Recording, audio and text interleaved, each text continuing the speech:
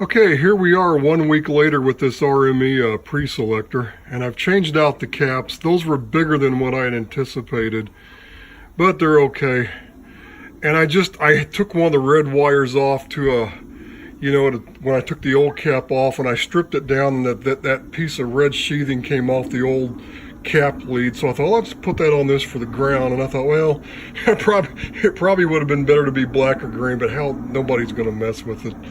It's permanent. And I had some of the other kind, but I just used that to save, because this other insulation I have on these other leads, the clear stuff, I'm almost out of it. So I thought, well, I'll just use that piece of that lead for the ground. And I kind of cleaned the wiring up a little bit. I thought, you know what, it's not worth it. I'm not going to do much more to this thing. One thing I did do is on the output, it had 150 ohm resistors.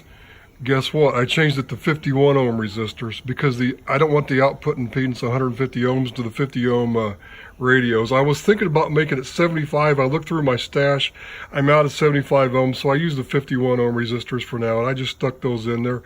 Then I put a 51 from the cathode down to ground, like the data sheet says, to make it a little bit easier on the tube. And you know what? It actually cleaned up the output. I was getting like excess gain. It wasn't really gain. I think it was noise. And when I did this, the voltage level came down just right for where it needed to be for the input, the low impedance input of the modern receivers, or even like the 75 to 50 ohm input of the old ones. You just go from half the one side to ground. That's like 50 ohms or 75 ohms.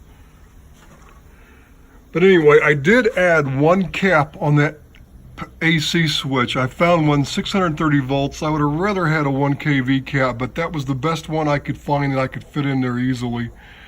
And I looked at this again. What they were thinking was, since they've done the twisted pair on the AC line going to that switch and everything, they probably figured, we don't need caps. But you know what, you still need at least one right there at the switch, because it's too close to the tube. So I changed that. I decided to leave the selenium rectifier in there, and everything else looks good. Even the coupling caps, they're not too far out of value. And I'm using it for just the one side for 50 ohms in, 50 ohms out anyway, so I really don't need both halves 100% matched right now anyway. I'll just leave it like this. But let me turn it over if I can do it without getting shocked.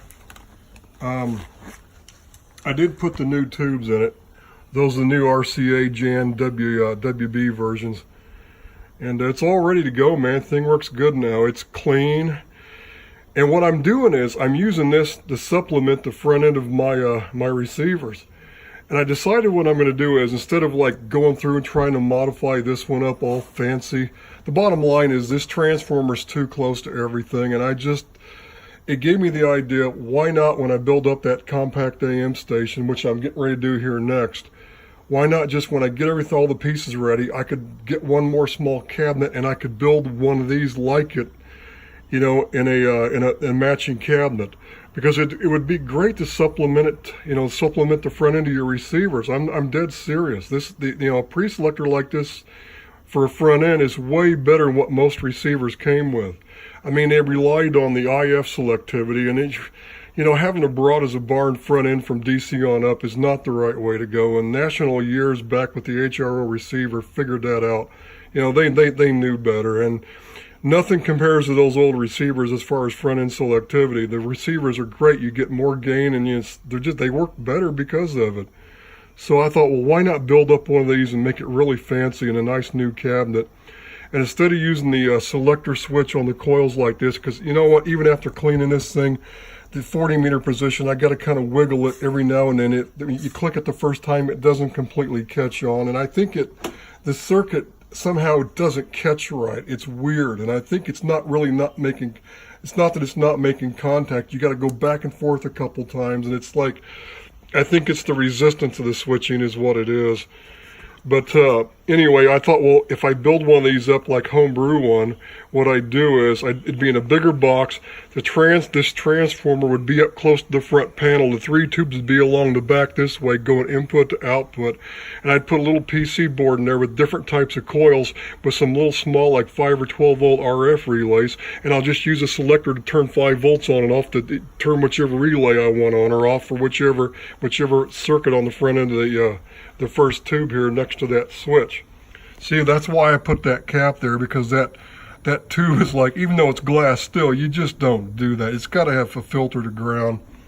And I think they just thought, well, the twisted lead, the twisted pair leads would be okay, and then, that and just doing everything else they did would be adequate. And they probably didn't want to make the chassis hot. Sometimes you, like the old tube receivers, you're reaching back, and the ones that don't have the grounded power cord, you get shocked when you touch the chassis or someplace on it. Well, that's usually due to the filter caps in the radio itself leaking the ground, and the AC's just going down to it. But it can also make a hot chassis. So what I did was on that switch, I just used one single .001 cap to ground. That's good enough. That should keep the noise out of the tube. But that's it, I'm done with this. And well, not quite. I was looking at this and I forgot one last thing. Normally, like on the input, I like putting one of these 2.5 millihenry Hammond chokes. The problem is if you get high coronal discharge on your antenna, it'll open it up real quick. So what I do is I put back-to-back diodes, one going one way, one going the other. So that way it clamps it, and it'll never burn up the coil. It works perfect that way. 2 diodes in one of these coils. So what I'm going to do is, the problem is I'm not sure I have room, and that's why this is an afterthought now. I thought those caps were going to be smaller size. They weren't. By the way, I don't know what happened, but 40 mic high voltage caps, has anyone else checked the prices on them now? It can't be the tariff war. This is like, they're getting scarce is what it is, and people know what people are paying for them. It's probably all the audio fools doing it. They're jacking the prices up now on these filter caps. It's gotten that bad now.